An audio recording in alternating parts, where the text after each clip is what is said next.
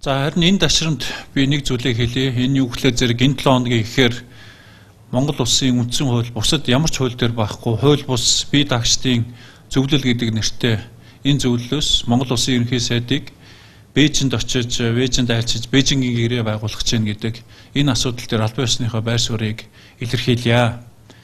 Ер нь бол зөндөө тэслээ, зөндөө гүтгүүллээ. Гэтэ одоо бас хариулахгүй болохгүй ийм асуудал бол энэ нөхдүүд бол түлхэж байна. Нэгдүгээрт Монгол улсын ерөнхий сайд Бээжинд айлчлахгүй бүгд найрамд хятад ард улсын Дайлан хотод Дэлхийн эдийн засгийн зуны форумд оролцсноо. Тодорхой хуралдаануудад оролцож өөрийнхөө байр суурийг илэрхийлнэ. Мөн Дэлхийн эдийн засгийн форумын үеэр бүгд найрамд хятад улсын ерөнхий төрийн зөвлөлийн сайд ерөнхий сайдтай уулзаж цаг үеийн асуудлуудаар, эдийн засгийн асуудлуудаар, хоёр улсын эдийн засгийн хамтын ажиллагааны асуудлуудаар үндэсний аюулгүй байдлын зөвлөл засгийн газраас гаргасан тодорхой шийдвэрүүдийн дагуу тодорхой асуудлуудыг ярьж уулзнаа.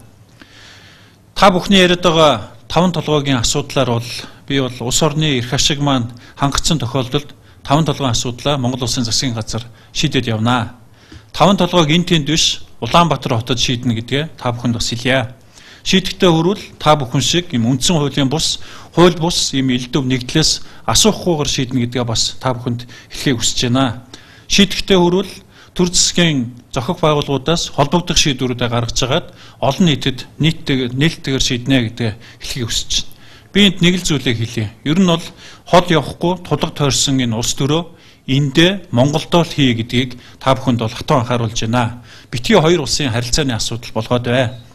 Нэг л их хулгай булхай ярьсан, хоцснохоо царайлсан хол явахгүй улс төр хийхэ зогсооцгоо. Ер нь Монгол улсын үндэсний аюулгүй байдал, гадаад харилцааны асуудал, мөн энэ хоёр улсын хооронд харилцааны асуудлуудад ер нь бол гараа барьсан дээр амаа хамгисан дээрээ. Энэ бүх асуудлуудаа бид нэр холбогдох хууль тогтоомжийн дагуу шийдээд явна. Тийм учраас холбогдох гэрээ хэлцээрүүдийг байгуулгын бямсайхан захирал би үүрэг болгож байна. За баярлалаа.